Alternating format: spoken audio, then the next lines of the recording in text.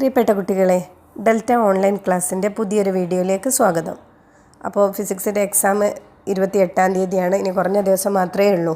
അപ്പോൾ നമുക്കതിന് മുമ്പായിട്ട് ഒരു ഫിസിക്സിൻ്റെ ഒരു മോഡൽ ക്വസ്റ്റ്യൻ പേപ്പർ പ്രാക്ടീസ് ചെയ്യാം. അപ്പോൾ നമുക്ക് നേരെ ക്വസ്റ്റ്യനിലേക്ക് പോകാം. Question number 1. The ability of a medium to influence the speed of light passing through it is called the dash of the medium. അതായത് ഒരു മീഡിയത്തിനെ, അതിലൂടെ പാസ് ചെയ്യുന്ന ലൈറ്റിൻ്റെ സ്പീഡിനെ ഇൻഫ്ലുവൻസ് ചെയ്യാനുള്ള ഒരു മീഡിയത്തിൻ്റെ കഴിവിനെ നമ്മൾ എന്താ പറയുന്നതാണ് ചോദിച്ചിട്ടുള്ളത്. അതിൻ്റെ ഫസ്റ്റ് ക്വസ്റ്റ്യൻ ആൻസർ ആയിട്ട് വരുന്നത് optical density. Then second question, we need a dash to change the state of motion or rest of an object. ഒരു ഒബ്ജക്റ്റിൻ്റെ മോഷനോ അല്ലെങ്കിൽ റെസ്റ്റോ ചേഞ്ച് ചെയ്യണമെങ്കിൽ നമുക്ക് ഒരു അൺബാലൻസ്ഡ് എക്സ്റ്റേണൽ ഫോഴ്സാണ് ആവശ്യമായിട്ടുള്ളത്. നമുക്ക് അറിയാം, അതായത് ഒരു ബാലൻസ്ഡ് എക്സ്റ്റേണൽ ഫോഴ്സിന് ഒരിക്കലും ഒരു ബോഡിനെ മൂവ് ചെയ്യിക്കാൻ കഴിയില്ല. ഒരു അൺബാലൻസ്ഡ് എക്സ്റ്റേണൽ ഫോഴ്സിന് മാത്രമേ ഒരു ബോഡി മൂവ് ചെയ്യിക്കാൻ കഴിയുള്ളൂ. Then third question, what is A simple represent. ഇവിടെ ഒരു സിമ്പിൾ കൊടുത്തിട്ടുണ്ട്, അത് ഏതിൻ്റെ സിമ്പിളാണെന്നാണ് ചോദിച്ചിട്ടുള്ളത്. നമുക്കറിയാൻ തന്നിട്ടുള്ളത് റെസിസ്റ്ററിൻ്റെ സിമ്പിളാണ്. നമ്മുടെ ടെക്സ്റ്റ് ബുക്കിൽ റെസിസ്റ്ററിന് 2 സിമ്പിൾ കൊടുത്തിട്ടുണ്ട്, രണ്ടും ഓർത്ത് വെക്കണം. ദെൻ ഫോർത്ത് ക്വസ്റ്റ്യൻ ആയിട്ട് വരുന്നത്, find the relationship in the first pair and complete the second pair. ഇവിടെ ഒരു റിലേഷൻഷിപ്പ് തന്നിട്ടുണ്ട്, അതായത് വീണയിൽ സ്ട്രിങ്സ് ആണ് യൂസ് ചെയ്യുന്നത്. ദെൻ ഹാർമോണിയത്തിൽ എന്താണെന്നാണ് ചോദിച്ചിട്ടുള്ളത്. നിങ്ങൾ ടെക്സ്റ്റ് ബുക്ക് പറയുന്നുണ്ട് ഹാർമോണിയത്തിൽ റീഡ്സ് ആണ് യൂസ് ചെയ്യുന്നത്. Then fifth question, sound is produced by the dash of object. അതായത് sound is produced by the vibration of object. വസ്തുക്കളുടെ വൈബ്രേഷൻ അല്ലെങ്കിൽ കമ്പനം മൂലമാണ് സൗണ്ട് പ്രൊഡ്യൂസ് ചെയ്യുന്നത്. ദെൻ 2 മാർക്ക് ക്വസ്റ്റ്യൻസ് ആണ് ഇനി. അതായത് question number 6, complete the following flow chart properly. ഇവിടെ ഒരു ഫ്ലോ ചാർട്ട് തന്നിട്ടുണ്ട്. ഇത് നിങ്ങളുടെ ടെക്സ്റ്റ് ബുക്ക് തന്നെയുള്ള ഒരു ഫ്ലോ ചാർട്ടാണ്. അതായത് അവിടെ എയും ബിയും സിയും എന്താണെന്ന് കംപ്ലീറ്റ് ചെയ്യാനാണ് പറഞ്ഞിട്ടുള്ളത്. അതിൽ എയിൽ ഫില്ല് ചെയ്യാനുള്ളത് മെക്കാനിക്കൽ എനർജിയാണ്. അവിടെ മെക്കാനിക്കൽ എനർജീനെ 2ആയിട്ട് ക്ലാസിഫൈ ചെയ്യുന്നുണ്ട്, പൊട്ടൻഷ്യൽ എനർജിയും കൈനറ്റിക് എനർജിയും. അവിടെ ബി എന്ന കോളത്തിൽ വരുന്നത് കൈനറ്റിക് എനർജി ആയിരിക്കും. ദെൻ അവിടെ സി ആയിട്ട് വരുന്നത് പൊട്ടൻഷ്യൽ എനർജീനെ തന്നെ വീണ്ടും 2ആയിട്ട് ക്ലാസിഫൈ ചെയ്യുന്നുണ്ട്, potential energy due to position and potential energy due to configuration. അപ്പോൾ പൊസിഷൻ എന്നും കോൺഫിഗറേഷൻ എന്നുമാണ് അവിടെ ഫില്ല് ചെയ്യേണ്ടത്. So next 7th question, classify the following situations as either ഇനേഷ്യ of rest or ഇനേഷ്യ of motion. ഇവിടെ കുറച്ച് സിറ്റുവേഷൻസ് തന്നിട്ടുണ്ട്. അതിൽ ഇനേഷ്യ ഓഫ് റെസ്റ്റ് എന്നും ഇനേഷ്യ ഓഫ് മോഷൻ എന്നും ക്ലാസിഫൈ ചെയ്യാനാണ് പറഞ്ഞിട്ടുള്ളത്. A ball rolled on a level floor continues to move forward. അതായത് ഒരു ബോൾ ഉരുണ്ട് പോയിക്കൊണ്ടിരിക്കുകയാണ് ഒരു ലെവൽ ഫ്ലോറിലൂടെ. അതെന്ത് ചെയ്യുന്നുണ്ട്, അത് മൂവ് ഫോർവേഡ് മുന്നോട്ട് പോയിക്കൊണ്ടിരിക്കുകയാണ്. അതിന് ആൻസർ ആയിട്ട് വരുന്നത് ഇനേഷ്യ ഓഫ് മോഷൻ ആണ്. കാരണം അതൊരു മൂവിങ് ബോഡിയാണല്ലോ, അതിൻ്റെ മൂവ്മെൻറ്റ് തന്നെ കണ്ടിന്യൂ ചെയ്യാനുള്ള ഒരു ടെൻഡൻസി ആയിരിക്കും കാണിക്കുന്നത്. Then B, a mango falls from the tree when the branches is shaken. അതായത് ഒരു മാവിൻ്റെ കൊമ്പ് കുലുക്കുന്ന സമയത്ത് മാങ്ങകൾ താഴേക്ക് വീഴുന്നത്. അതായത് നമ്മൾ ആ മാവിൻ്റെ കൊമ്പ് ഷെയ്ക്ക് ചെയ്യുന്നതിന് മുമ്പേ മാവും മാങ്ങയൊക്കെ റെസ്റ്റിലായിരിക്കും. അപ്പോൾ അതിന് ആൻസർ ആയിട്ട് വരുന്നത് ഇനേഷ്യ ഓഫ് റെസ്റ്റ് ആണ്. Then C, passengers in a bus tends to fall backward when the bus suddenly accelerates forward. അതായത് ഒരു ബസ് പെട്ടെന്ന് മുന്നോട്ട് എടുക്കുന്ന സമയത്ത് അതിലെ ബസ്സിലെ യാത്രക്കാർ പുറകോട്ട് വീഴുന്നുണ്ട്, അല്ലെങ്കിൽ പുറകോട്ട് മറിഞ്ഞു പോകാൻ കാരണം എന്താണെന്നാണ് ചോദിച്ചിട്ടുള്ളത്. അതിൻ്റെ ഏത് ഇനേഷ്യയാണെന്നാണ് ക്വസ്റ്റ്യനായിട്ട് വരുന്നത്. സോ അതിൻ്റെ ആൻസർ ആയിട്ട് വരുന്നത് ഇനേഷ്യ ഓഫ് റെസ്റ്റ്. ദെൻ അതിൽ ഡി ഓപ്ഷനായിട്ട് വരുന്നത്, a ball rolled on a level ground continues to move along straight line for some more time. അതായത് ഒരു ലെവൽ ഗ്രൗണ്ടിലൂടെ ഉരുണ്ടോണ്ടിരിക്കുന്ന ഒരു ബോൾ എന്ത് ചെയ്യുക, കുറച്ചുകൂടെ സമയം എന്ത് ചെയ്യുക, ആ മോഷനിൽ കണ്ടിന്യൂ ചെയ്യുകയാണ്.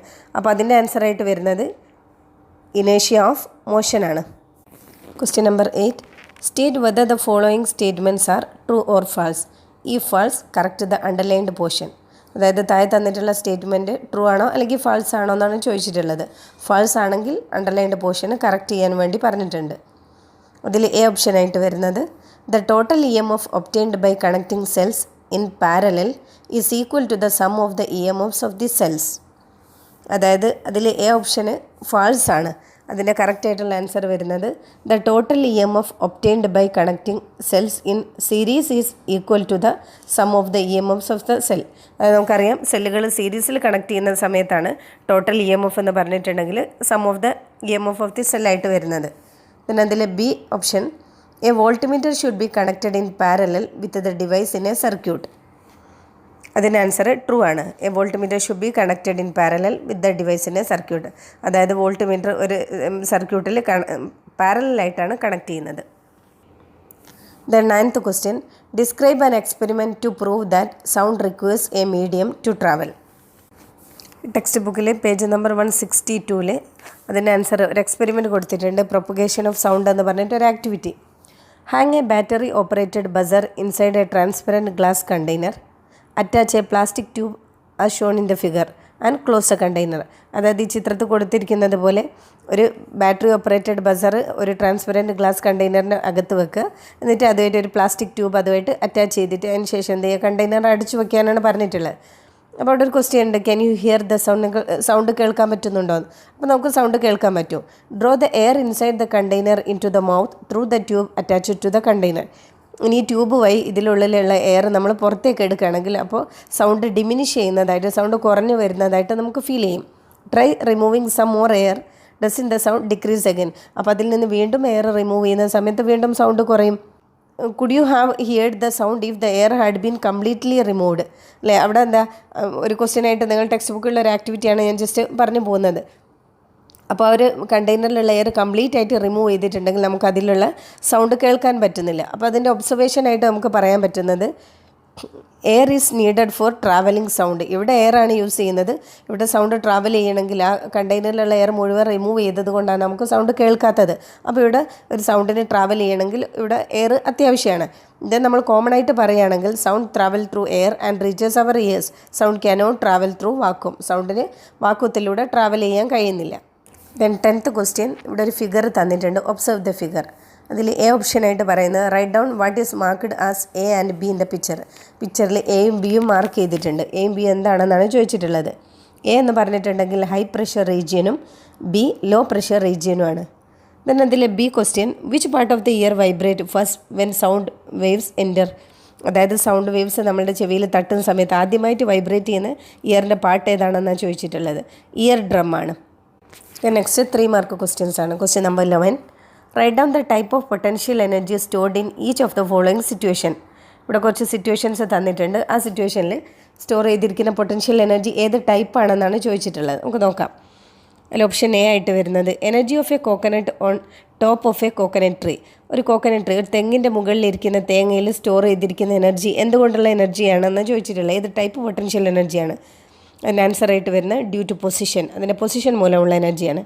Then B energy of A compressed spring, ഒരു അമർത്തി വെച്ചിരിക്കുന്ന സ്പ്രിങ്ങിൽ ഡ്യൂ ടു കോൺഫിഗറേഷൻ ആണ്, അതിൻ്റെ കോൺഫിഗറേഷൻ മൂലമുള്ള എനർജിയാണ്.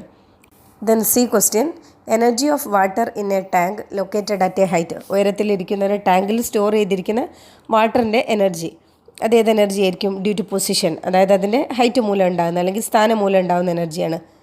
Then 11th question, a body of mass of 1 kilogram has a weight equal to the force of attraction exerted by the earth on the object.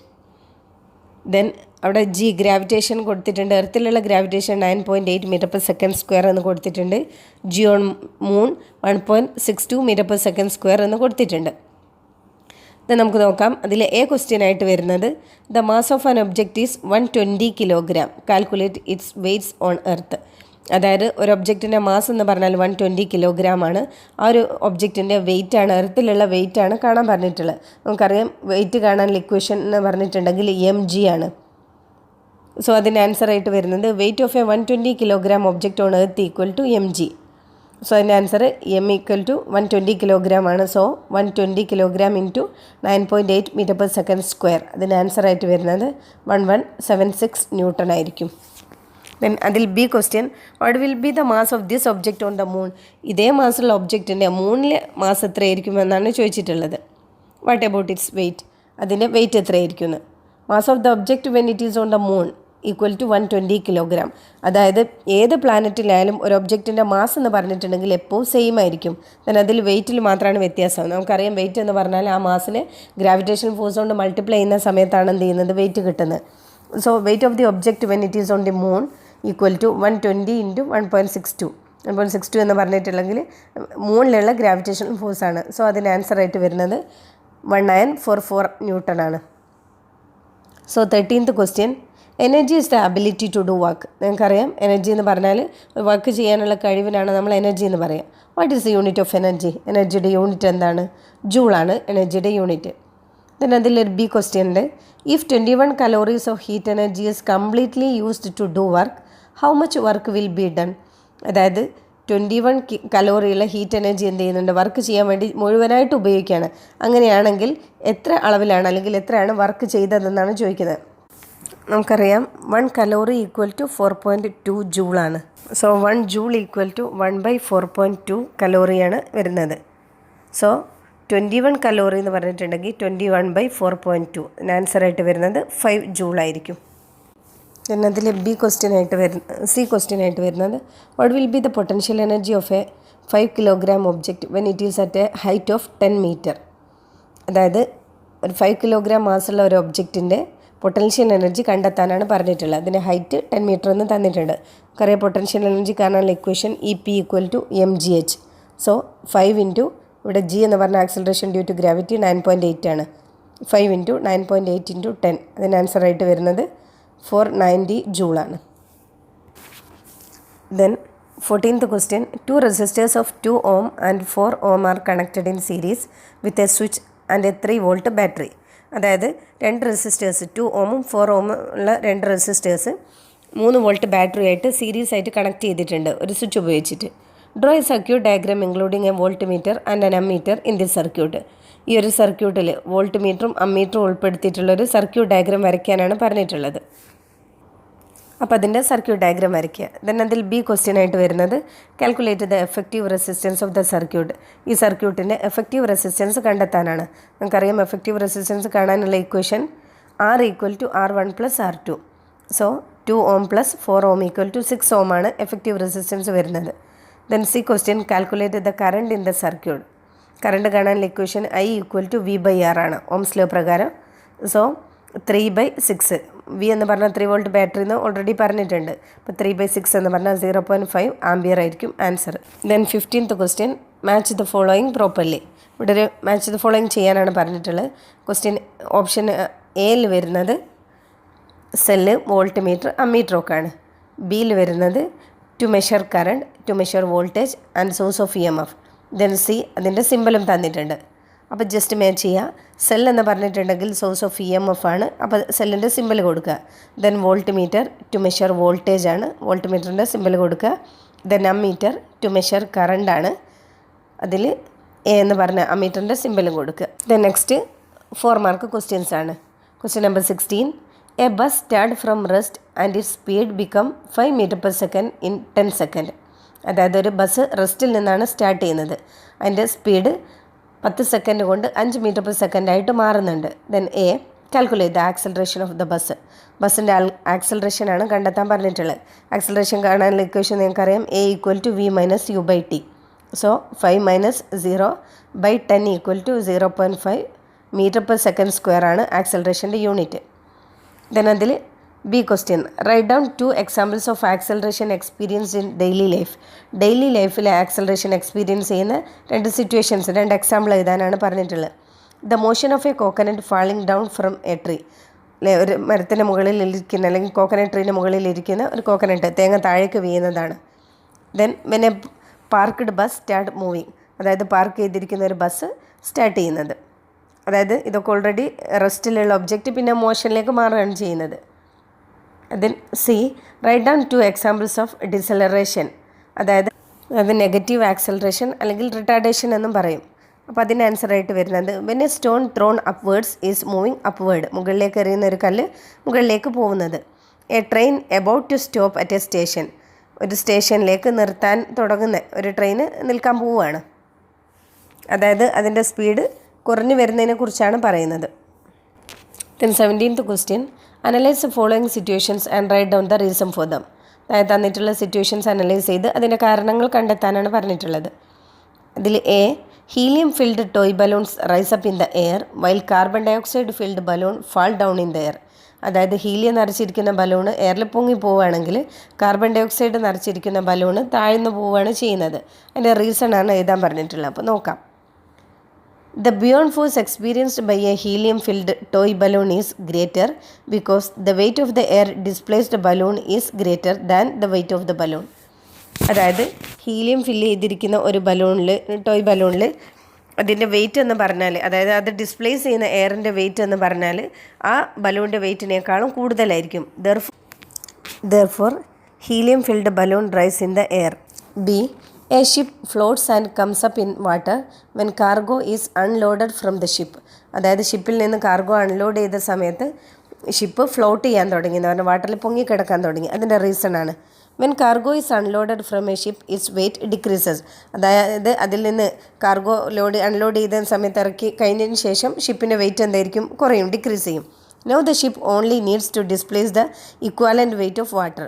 അപ്പോൾ ആ ഷിപ്പിന് അത്രയും വെള്ളത്തിന് മാത്രം പുറന്തള്ളേണ്ട ആവശ്യമേ. So when the weight decreases the ship rise in the water. അപ്പോൾ weight കുറയുന്ന സമയത്ത് എന്ത് ചെയ്യും? ഷിപ്പ് വാട്ടറിൽ റൈസ് ചെയ്ത് നിൽക്കും, അല്ലെങ്കിൽ പൊങ്ങി നിൽക്കും.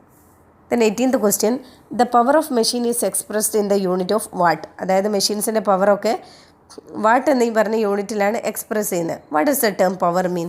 പവർ കൊണ്ട് എന്താണ് ഉദ്ദേശിക്കുന്നതെന്ന്? Power is a amount of work done per unit time. Unit ടൈമിൽ ചെയ്യുന്ന വർക്കിനാണ് പവർ എന്ന് പറയുന്നത്. Or the rate at which work is done, അതായത് വർക്ക് ചെയ്യുന്ന ഒരു നിരക്ക്. Then B, how many watt is 1 horse power?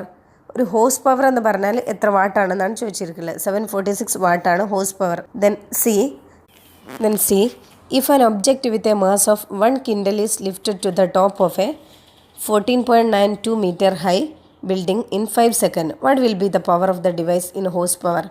അതായത് ഈ ഡിവൈസിൻ്റെ പവർ ഹോഴ്സ് പവറിൽ കാണാനാണ് പറഞ്ഞിട്ടുള്ളത്. ഒരു ഒബ്ജക്റ്റിൻ്റെ മാസ് 1 കിൻഡലാണ്. അത് 14.92 മീറ്റർ ഹൈറ്റിലേക്ക് 5 സെക്കൻഡ് കൊണ്ട് ഉയർത്തുകയാണെങ്കിൽ അപ്പോൾ പവറാണ് കാണേണ്ടത്. അത് ഹോഴ്സ് പവറിൽ കാണാനാണ് പറഞ്ഞിട്ടുള്ളത്. അപ്പോൾ നോക്കൂ, ഈ പി ഈക്വൽ ടു അല്ലെങ്കിൽ potential energy equal to mgh ആണ്. സോ 1 കിൻഡൽ എന്ന് പറഞ്ഞാൽ 100 കിലോഗ്രാം. 100 × 10 × 14.92. സോ അതിൻ്റെ ആൻസർ ആയിട്ട് വരുന്നത് 14,920 ജൂളാണ്. സോ പവർ കാണാൻ പറഞ്ഞിട്ടുണ്ട്. പവർ കാണാൻ ഇക്വേഷൻ നമുക്കറിയാം. പവർ ഈക്വൽ ടു W/T ആണ്, വർക്ക് ബൈ ടൈം. ഇവിടെ ചെയ്ത നമുക്ക് ആൻസർ കിട്ടിയിട്ടുള്ള വർക്ക് എന്ന് പറഞ്ഞാൽ 14,920 ഡിവൈഡഡ് ബൈ 5. അപ്പോൾ അതിൻ്റെ ആൻസർ ആയിട്ട് വരിക 2984 വാട്ടാണ്. അതിന് നമുക്ക് ഹോഴ്സ് പവറിലേക്ക് മാറ്റാനാണ് പറഞ്ഞിട്ടുള്ളത്. അപ്പോൾ 2984നെ 746 കൊണ്ട് ഡിവൈഡ് ചെയ്തിട്ടുണ്ടെങ്കിൽ 4 HP ആയിരിക്കും അതിൻ്റെ ആൻസറായിട്ട് വരുന്നത്. Then 19th question, hearing ability will be reduced if the hearing organ is damaged. അതായത് നമ്മളുടെ ഇയറിന് ഹിയറിംഗ് ഓർഗൻ എന്തെങ്കിലും ഡാമേജ് സംഭവിച്ചിട്ടുണ്ടെങ്കിൽ കേൾക്കാനുള്ള കഴിവ് കുറയും. അതിൽ എ ഓപ്ഷനായിട്ട് വരുന്നത് how should we approach people with hearing loss, write down any two. അതായത് ഹിയറിംഗ് ലോസ് ആയിട്ടുള്ള അല്ലെങ്കിൽ കേൾവി നഷ്ടപ്പെട്ടിരിക്കുന്ന ആൾക്കാരോട് നിങ്ങൾ എങ്ങനെയാണ് അപ്രോച്ച് ചെയ്യുക എന്നാണ് പറഞ്ഞിട്ടുള്ളത്. ഏതെങ്കിലും 2 പോയിൻ്റ് എഴുതാൻ. B empathetic. And second point ആയിട്ട് നമുക്ക് എഴുതാം give consideration and include them in all activities. അതായത് എല്ലാ ആക്ടിവിറ്റികളിലും അവരെയും കൂടെ കൺസിഡർ ചെയ്യും, അവരെയും കൂടെ ഉൾപ്പെടുത്തിയിട്ട് ആക്ടിവിറ്റികളിലൊക്കെ പങ്കെടുപ്പിക്കുകയും ചെയ്യാമെന്നാണ് പറയുന്നത്. Then B, what is the device used to detect hearing loss? Hearing loss കണ്ടെത്താൻ വേണ്ടി ഉപയോഗിക്കുന്ന ഡിവൈസിൻ്റെ പേരെന്താണെന്നാണ് ചോദിച്ചിട്ടുള്ളത്. ദെൻ അതിൻ്റെ ആൻസറായിട്ട് വരുന്നത് ഓഡിയോമീറ്റർ ആണ്. Then C question, what is a electronic device that help people with hearing loss to experience hearing? അതായത് കേൾവി ശക്തി നഷ്ടപ്പെട്ട ആൾക്കാർക്ക് കേൾക്കാൻ വേണ്ടിയിട്ട് സഹായിക്കുന്ന ഡിവൈസ്, ഇലക്ട്രോണിക് ഡിവൈസിൻ്റെ പേര് ഹിയറിംഗ് എയ്ഡ് എന്നാണ്. Then the last question, 20th question, 1.5 cells are connected to a volt meter in various ways. അതായത് ഇവിടെ ഒരു ഫിഗർ തന്നിട്ടുണ്ട്. 3 രീതിയിൽ 1.5 വോൾട്ട് സെൽസ് കണക്ട് ചെയ്തിരിക്കുന്ന ഫിഗറാണ് കൊടുത്തിട്ടുള്ളത്. അതിൽ എ ക്വസ്റ്റ്യൻ ആയിട്ട് വരുന്നത് what will be the effective voltage obtained in each method? ഓരോ മെത്തേഡിലും ലഭിക്കുന്ന ടോട്ടൽ വോൾട്ടേജ്, എഫക്റ്റീവ് വോൾട്ടേജ് എത്രയാണെന്നാണ് ചോദിച്ചിരിക്കുന്നത്. ഫസ്റ്റ് ഫിഗറിൽ കിട്ടുന്ന ടോട്ടൽ വോൾട്ടേജ് എന്ന് പറഞ്ഞിട്ടുണ്ടെങ്കിൽ 3 വോൾട്ടാണ്. സെക്കൻഡ് ഫിഗറിൽ 1.5 വോൾട്ടാണ്. തേർഡ് ഫിഗറിൽ 0 വോൾട്ട് ആയിരിക്കും. Write down any 2 safety precaution to be used while handling cells or battery. അതായത് സെല്ലുകളോ ബാറ്ററിയോ ഒക്കെ യൂസ് ചെയ്യുന്ന സമയത്ത് നമ്മൾ എടുക്കേണ്ട 2 മുൻകരുതലുകൾ, 2 പ്രിക്കോഷൻസ് എഴുതാനാണ് പറഞ്ഞിട്ടുള്ളത്. ഫസ്റ്റ് പോയിൻ്റ് ആയിട്ട് നമുക്ക് എഴുതാം do not put cell or battery in the mouth or chew it. അതായത് സെല്ലോ ബാറ്ററിയോ വായിലിടുകയോ അല്ലെങ്കിൽ ചവയ്ക്കുകയോ ചെയ്യരുത്. സെക്കൻഡ് പോയിൻ്റ് ആയിട്ട് വരുന്നത് do not use the battery if it is overheated. അതായത് അധികമായിട്ട് അത് ഓവർ ഹീറ്റ് ആയിട്ടുണ്ടെങ്കിൽ ആ ബാറ്ററി ഉപയോഗിക്കരുതെന്നാണ് പറഞ്ഞിട്ടുള്ളത്. അപ്പോൾ ഇത്രയാണ് ഈ 20 ക്വസ്റ്റ്യന്, അതായത് 40 മാർക്കിൻ്റെ ക്വസ്റ്റ്യൻ പേപ്പറാണിത്. ഈ ക്വസ്റ്റ്യൻ പേപ്പർ നിങ്ങൾ നല്ലപോലെ ചെയ്ത് നോക്കുക. കാരണം ഇമ്പോർട്ടൻ്റ് ആയിട്ടുള്ള കുറേ ക്വസ്റ്റ്യൻസ് ഉൾപ്പെടുത്തിയിട്ടുള്ളൊരു ക്വസ്റ്റ്യൻ പേപ്പറാണ്. അപ്പോൾ ആരെങ്കിലും എൻ്റെ വീഡിയോ സബ്സ്ക്രൈബ് ചെയ്യാതാണ് കാണുന്നതെങ്കിൽ ദയവേത് സബ്സ്ക്രൈബ് ചെയ്യുക. നിങ്ങളുടെ ഫ്രണ്ട്സിനൊക്കെ ഈ ക്വസ്റ്റ്യൻ പേപ്പർ ഷെയർ ചെയ്ത് കൊടുക്കുക, മാക്സിമം ഉപയോഗപ്പെടുത്തുക. Okay, thank U.